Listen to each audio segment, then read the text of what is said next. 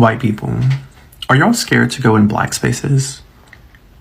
The whole history of America is the history of rich white men telling not rich white people that their enemies are black and brown. It starts in the colonies of what would become the United States. Let's remember, during the colonial period, mid-1600s, there was no such thing as white people. I know a lot of you, and if you're like, is he talking about me? Probably. Are you scared to go in black spaces? If so, I'm talking about you. I feel like so many white people are scared to go in black spaces for stereotypical reasons, right? Whether subconscious or not. You're probably thinking, am I safe? Are they just gonna jump me? Like, I don't know what you're thinking. Like, are they gonna rob me? Like, but I don't really know, like, what you think is gonna happen. And I think a lot of you think, well, I'm gonna stick out like a sore thumb. You will. You're the only white person there. How do you think a black person feels when they walk into a white space? You will stick out like a sore thumb. Of course you will.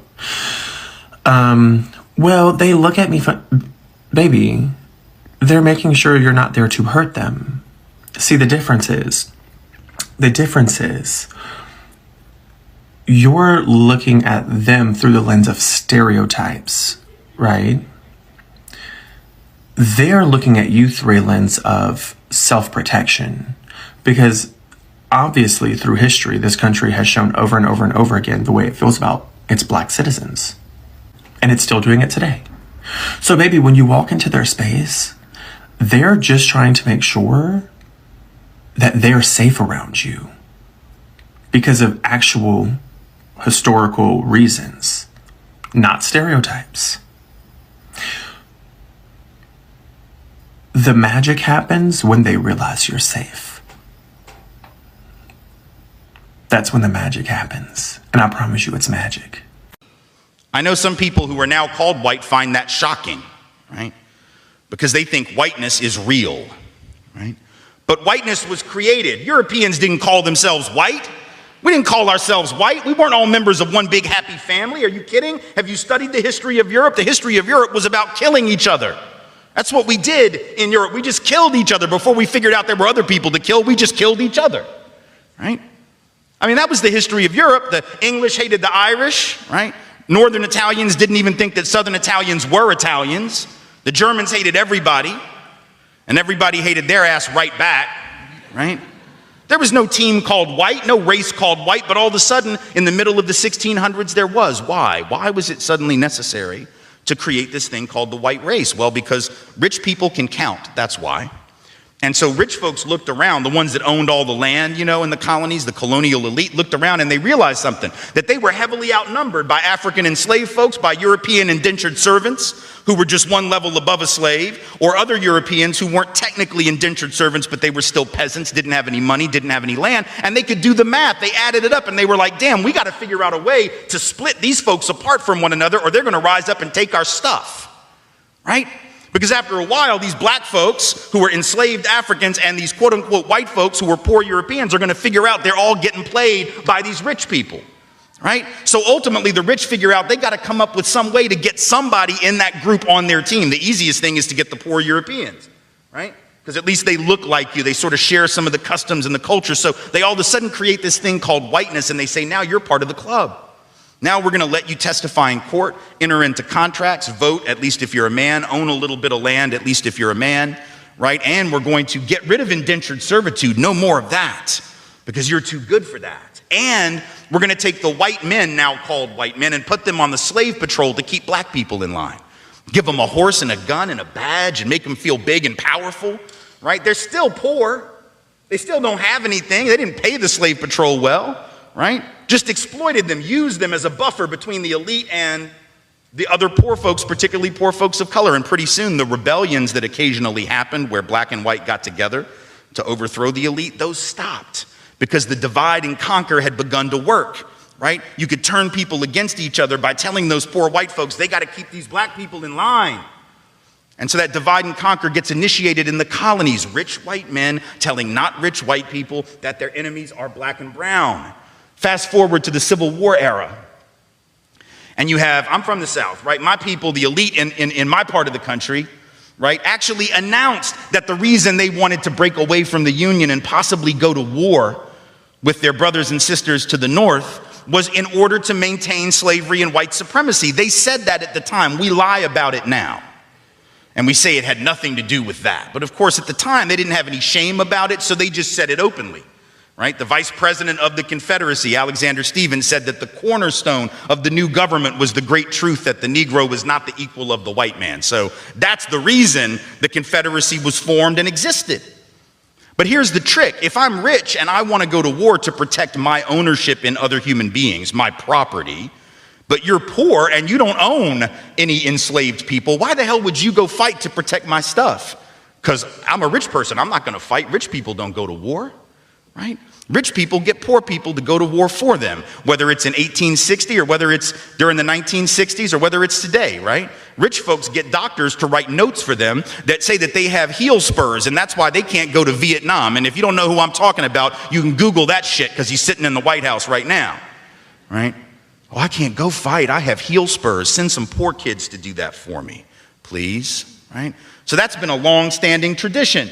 So the rich have to figure out a way to convince the poor to go fight for them. But that's a hard thing. That's like a hard sell, right? Like how the hell, why would you do that? Why would you go fight to protect my property rights when you don't own anything?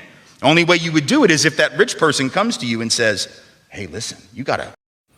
Hello, brothers and sisters. How are you doing? I'm hoping that you're doing great. From wherever you're watching me from, I'm your host and presenter, Agent Stories.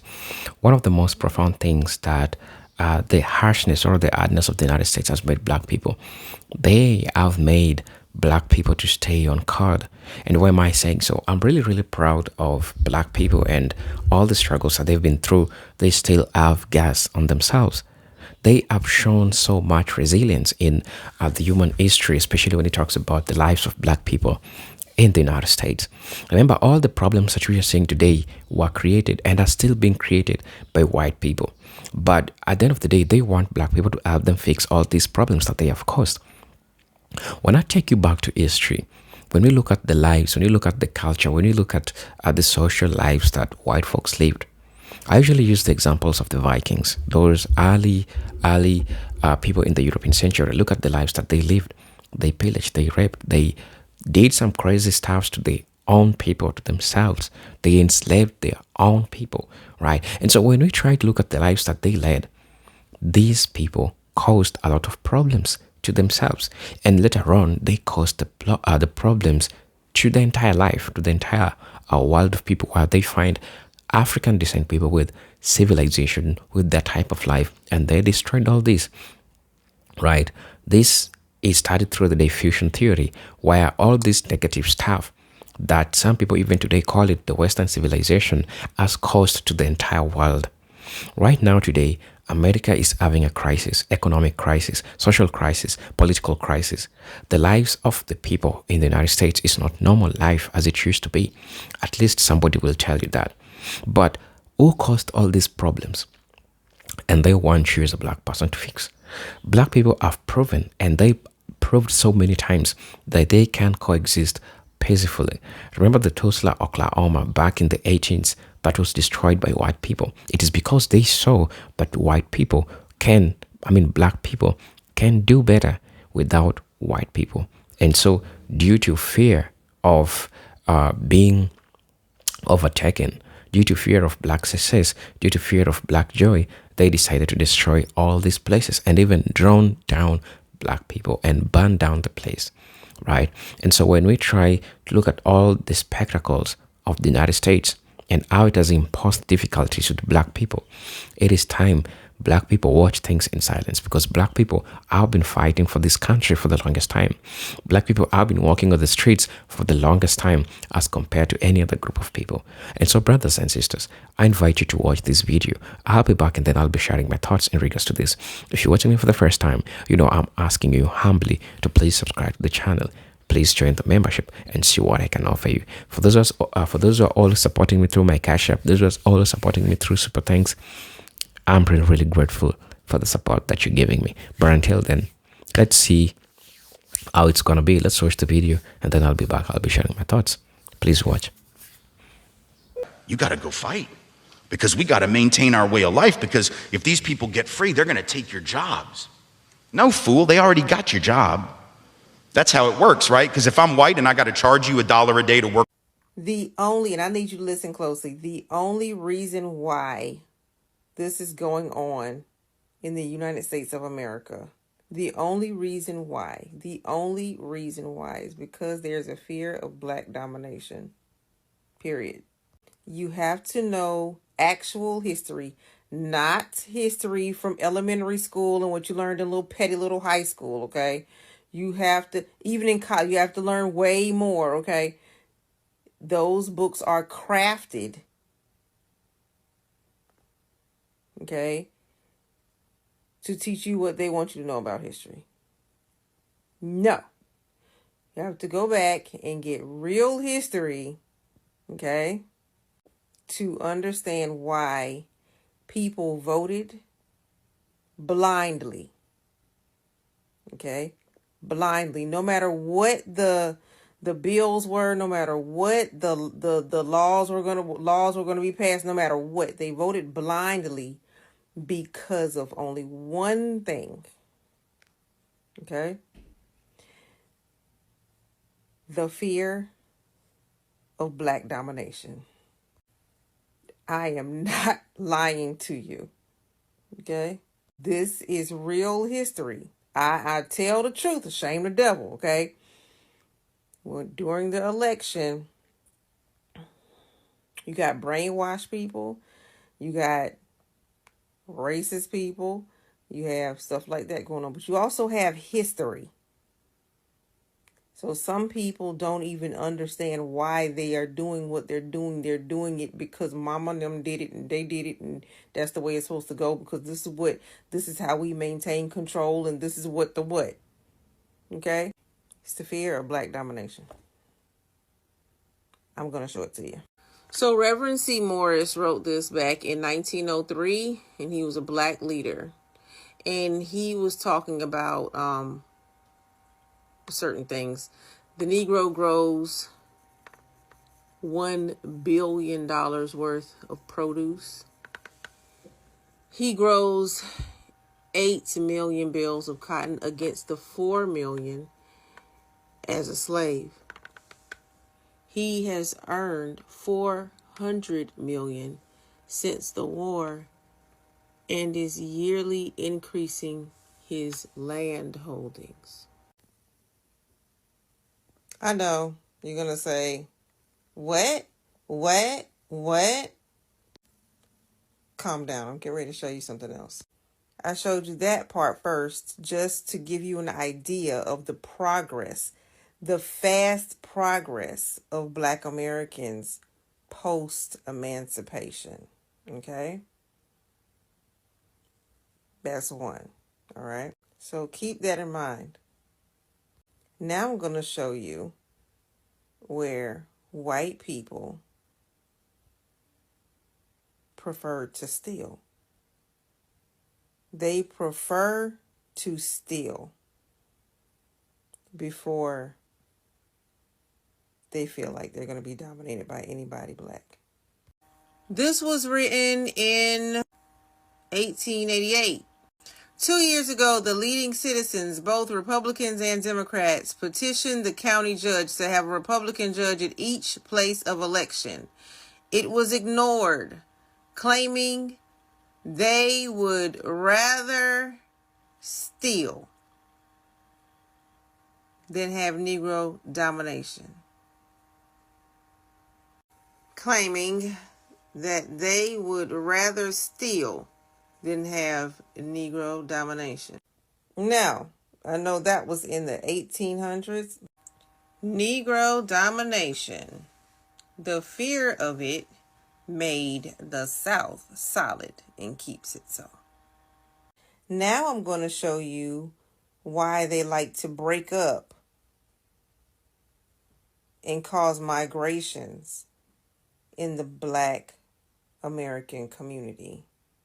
They like to cause people to move and separate.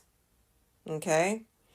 Because if we grow too big in an area, they lose political power. Right? So watch this. This was in 1937. One of the objectives of the Constitutional Convention of 1901. What's up, y'all? I make these videos. I've been making these videos for a long time. I was just doing it on Facebook, and it was just personal. But I just did it because I just like to do it. And I think I do it for a reason. I did a video on Trump, my message to black men. I saw the responses. And I replied to a certain extent. Somebody, I don't know if they were joking or not, somebody said, how do you know how to speak English so well? That's the same question that Trump asked the Liberian president. See, now, if you know history, Liberia is one of the countries in Africa that Liberians adapt to the American way very easily.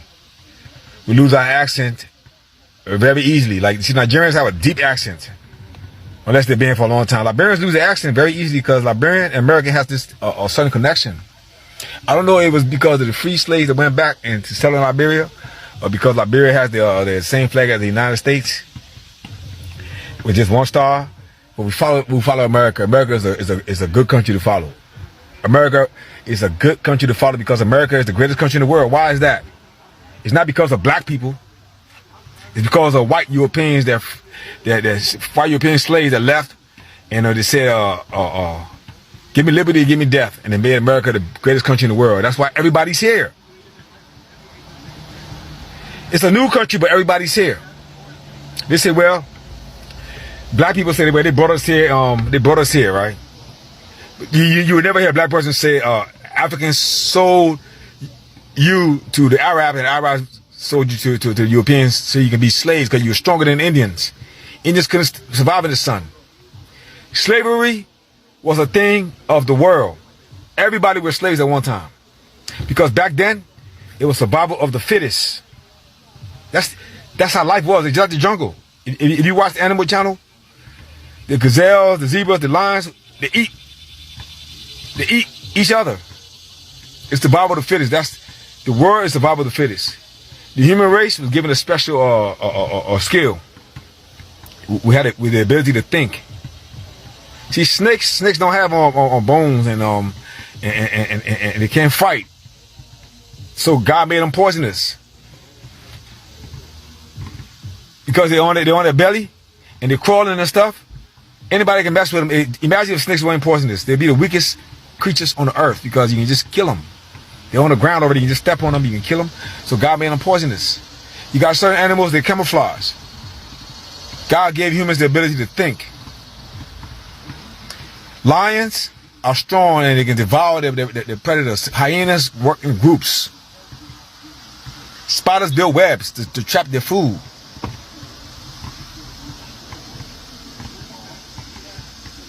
The reason why everybody's in America is because, call it the white man.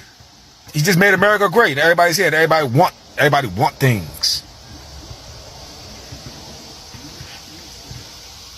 What amazes me is that the people that complain about America the most are the people that are from other countries. You're from Barbados. Why you not living there? I'm from Liberia. Why I'm not living there? You're from China. And why you not living in China? But America is the most racist country in the world, but everybody's here. If you open up the borders and let everybody in, America is not going to be America. You're getting benefits. You're getting American military benefits for the rest of your life. $4,000, $2,000, $2,000 a year for the rest of your life. What other country do you think that is possible in? No black country, I tell you that. And white folks, stop being so goddamn scared of black folks. Stop being scared to say the word nigger. Nigger means ignorant. That's all it means. Black people have all, Jay-Z says is a term of endearment. No, it's not. If your whole life you're talking about the white man this and the white man that, that means you're a weaker vessel. Because white people aren't saying black man this, black man that. You don't like America like Trump said. If you don't like America, you got to get a passport and get out. Where are you going to go? There's nowhere on this earth where people are going to listen to your grievances besides this country. The reason why Trump is president, because he's the only person on the earth with balls. He got shot at. He said, fight, fight, fight. It's not about color, y'all. It's not about color. It's about freedom. The freedom to speak your mind, the freedom to just be free. So Texas Republicans are withholding fund money to replicate Jim Crow policies. And if you haven't heard about this, stay with me because I'm going to explain it. After Reconstruction ended in 1877, Southern states started to employ redistricting techniques known as cracking and packing. Basically what that meant is cracking. When they would find a black population, they would crack or split the black vote into multiple parts, diluting the black voice to ensure that whoever the black voice wanted could not be elected. Similarly with packing, what they would do is they would put all the black voice into one spot, diluting it effectively, creating more an imbalance of white and black voices. So that ensures that black and brown voters are not able to elect candidates, push policies, or do anything that's necessary for the black and brown body that they want. So fast forward under the Voting Rights Act, and due to Texas racist history on policies, they would have to get federal approval for every time they tried to redistrict their boundaries. However, in 2013, the Supreme Court, a conservative Supreme Court, ruled that they no longer need federal oversight to create redistricting boundaries. And you guessed it, the states that needed clearance from the federal government and 18 other states all created over 100 restrictive voting laws in the last 10 years only. But why is Texas so passionate about it?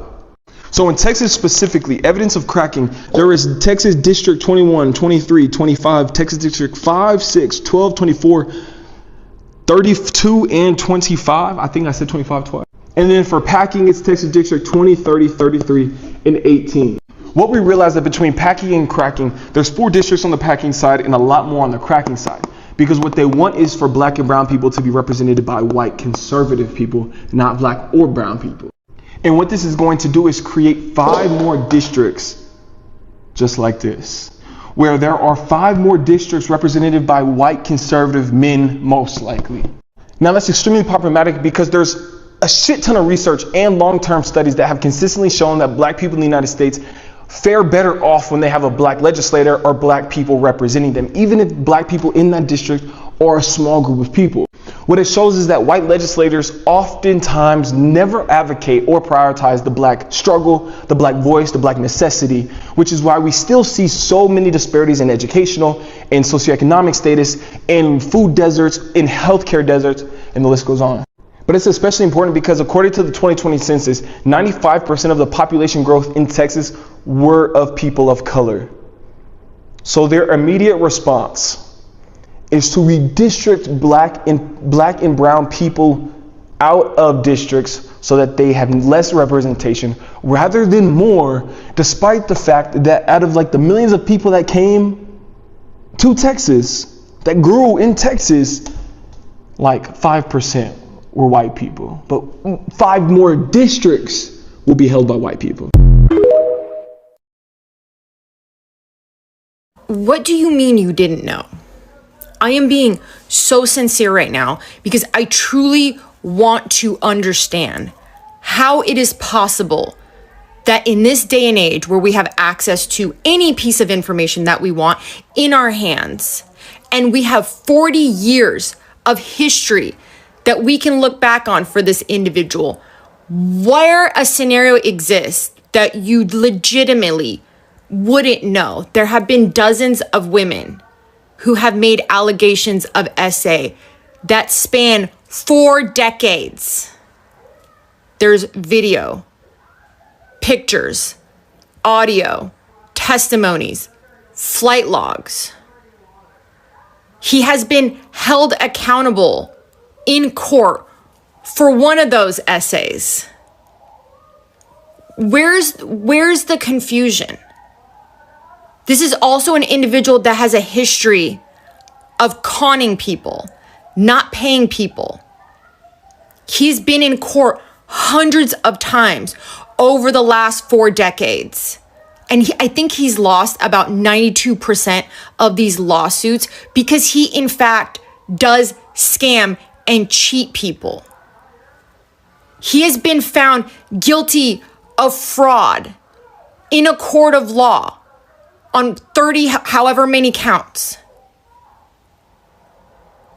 Where's the confusion? Why are you not connecting that all of those things that span 40 years are the same exact person that is now in the White House right now. Where's the disconnect? And beyond that, where was the confusion about his policies? He told you what he was going to do. There's a 900-page manifesto. I know he said that, no, I don't know anything about that. But before the election, I asked, what is the difference between the policies that he's presenting and he's owning up to and the policies in Project 2025? I never got an answer because they were in fact the same. What he was saying out loud as the policies that he wanted to implement was what was in Project 2025. Yet we were told, no, that's not the case.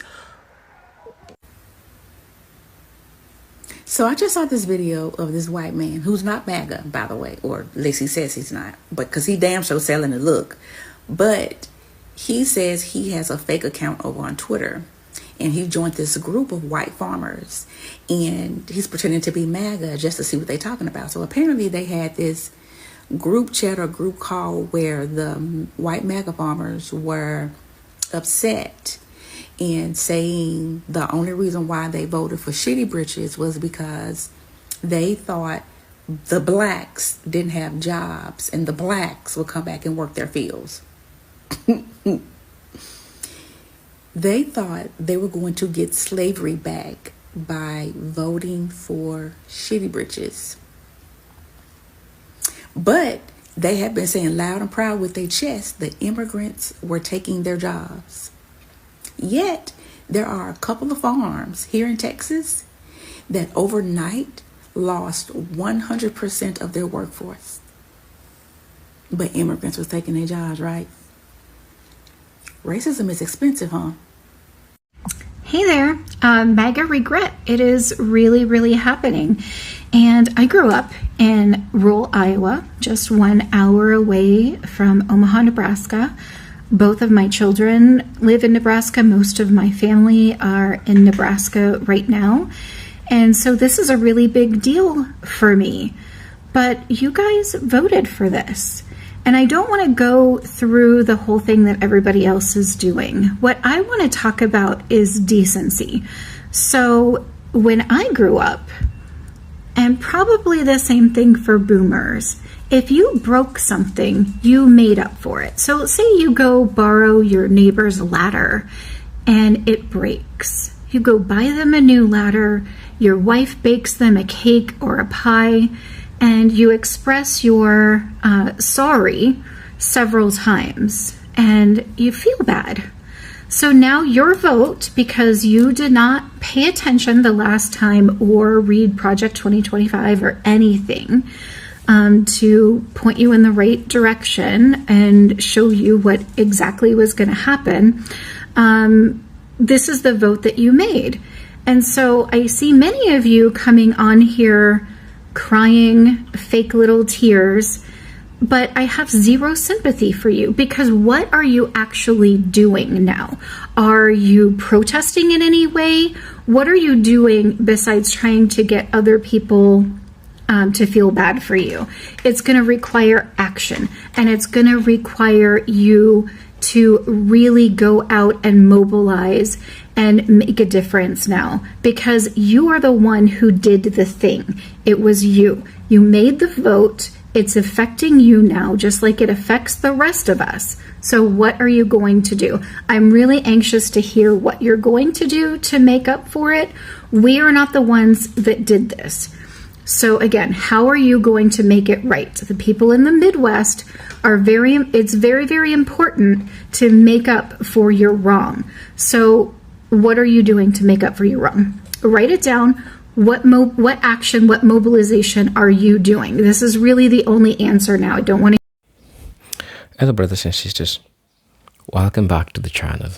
Today, the United States is drowning, and everyone is looking around. Who's gonna help? Whose voice are we gonna use? Who is going to sacrifice? Going to the street, fighting? Who is going to sacrifice so that the revolution we can have? If you could have asked from a philosophical point of argument, I will say that revolution needs everyone, regardless of race, regardless of ethnicity, regardless of class. But at the end of the day, you understand how the United States is really, really fragmented. The structural barriers that the United States has usually placed against black people, it has made them suffer. It has made them go through a lot of stuff. It has made their life become so unbearable sometimes, right? And so when we try to look at who will salvage the United States, one of the biggest questions asked, who will save the United States? Is it black people? Is it white people? Is it the person that caused the problem? Or do we say that since you're the one who destroyed, you have the capabilities of bringing it back to where it was? I feel like in as much as black people are usually dragged in this kind of situations, I feel like sometimes it's important if people watch in silence. Because when you try to bring solutions, they're gonna see how you are going to take things out of them. And that's the way they deal with you. That's the way they gonna do away with you, because they fear that once you find the solution of this problem, you're going to outthrow them. And what they fear the most is being, outthrown.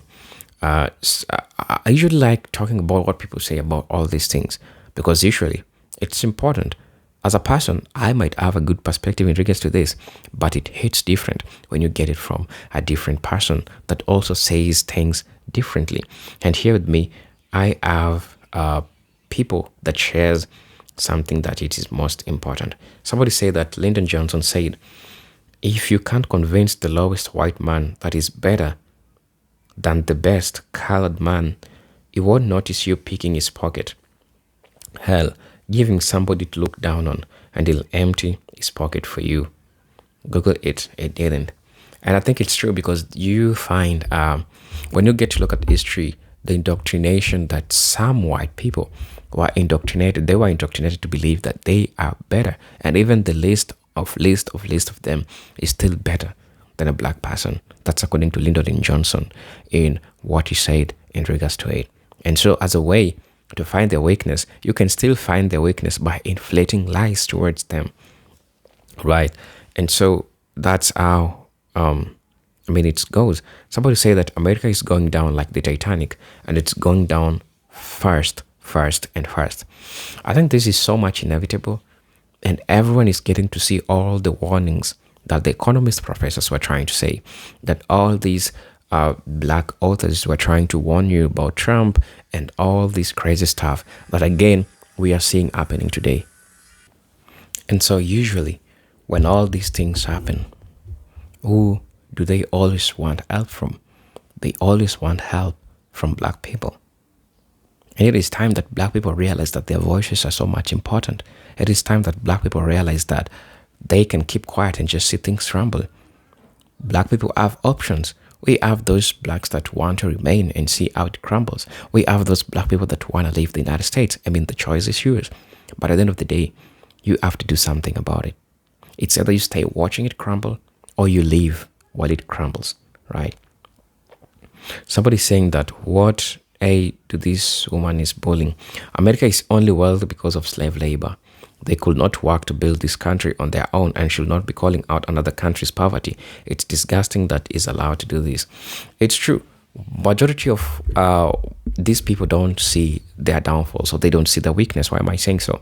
Because you realize that when they started the whites-only town, the Arkansas, perfect example, is that they thought that they can make it work, but they are forgetting that their own country, the United States of America, totally dependent on labor that belonged to other group of people that they did not build. And so it is difficult for them to build. I feel like that's a double standard, because you can't claim that you built something, yet you didn't. And when you left to do it the same, it fails within 3 months. The Arkansas town has failed within 3 months down the line. It's not there. It's unsustainable. And I think we talked about this, right? And so the crumbling of the United States is really seeing people doing all this. Somebody's saying that I'm black, and they can't miss me with that. I don't trust people who only wants to figure out a resolution now because they are in the hot seat. Nope, it's not genuine and never will be. We do not pet snakes. They don't bite every chance. And I say black people are now seeing white folks for who they are, for the action that they've made, and they're making the right decisions. And I support that. I really, really support that, honestly. Because when we have a group of people that they are causing the problem, and then after causing the problem, they're sitting back looking for who will extinguish the fire that they have lit, let it burn on. Let it burn, right? Somebody says that here are 3 reasons, in my opinion, why blacks shouldn't speak. First, we have always been at the spot and are used to it. Second, it is fair. It wasn't fair when at least one other race was not at the spot, especially when we are alone at the spot. We are at the spot all the time. Third, when people were not at the spot, they never spoke for us. In other words, they are talking about their problems and should not bring us into it. Tell me what you think about that comment, right?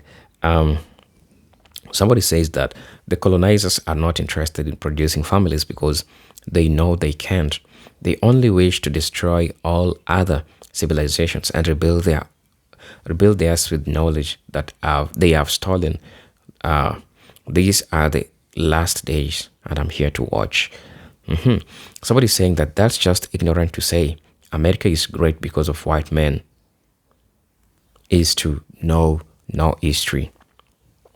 This poor young man is brainwashed very thoroughly. I won't even waste energy attempting to explain nor correct your ignorance and those untrue statements. Yep. Yeah, because we have people that are so much indoctrinated to whiteness to the extent that you cannot convince them to do or to say otherwise in regards to this. Somebody just said that I didn't get it. Trump said that the rich had nothing to worry about. You all knew that they want rich, right? Somebody also said that what we need to do to say and do. When it's for us, it's hell no. Now it's for you and you're looking for me. For what? Yeah, I got nothing to say. Fight your own battles. We always help you out and you still treat us like shit. But it's not our battle. It's yours. Leave us alone. Somebody also said that what the guy at the first minute said is true for me. My feelings are mixed on the subject for personal reasons, but we are at a point where everything is laid bare. Rather, this country survives and evolves is going to make it or break it. The devil is going hard with what he knows. I'm eager to see the father's next move and how to play it. Somebody's also saying that this is all about the elite. This is nothing to do with black, white.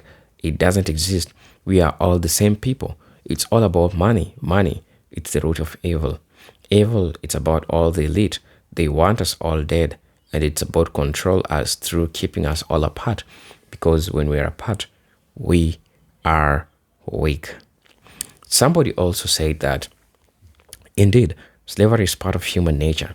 Everybody was slaves at one time. It's always been survival for the fittest.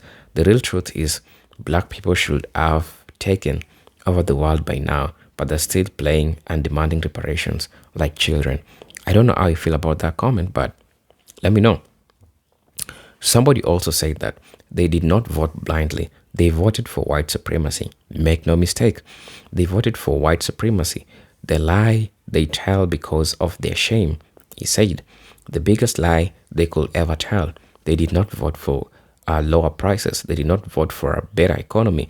Never forget Trump was in office before and did not do shit.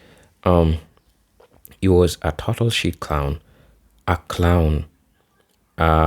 They voted for white supremacy. They knew it was a pathological liar, which was proven during his first time. Please let me know what you think and feel about all this. I'm your host and presenter, Agent Stories. But until then, let me see you in my next video. Peace, love, and harmony. Salute.